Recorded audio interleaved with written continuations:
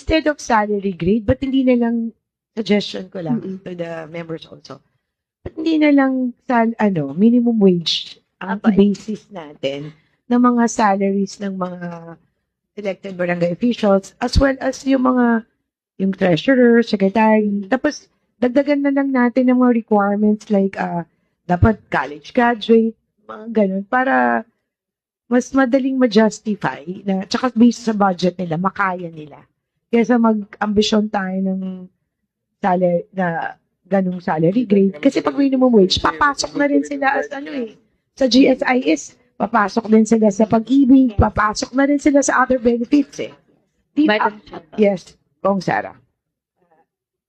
Baka ang dapat na batas natin dito gawing minimum wage pay yung ating mga barangay elected officials and barangay council.